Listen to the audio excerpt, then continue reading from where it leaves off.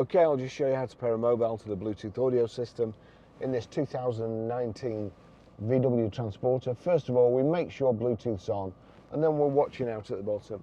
Over to the system, we'll click on phone, and then find telephone.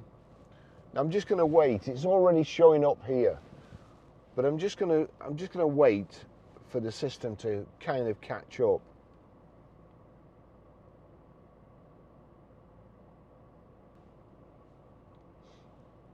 There you go.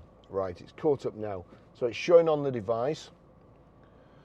If I click there, requesting available profiles, with a bit of luck it'll show up here now.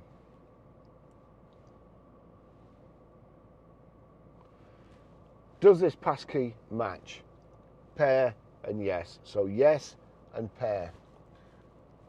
Allow contacts and favorites to sync. Allow. That's it.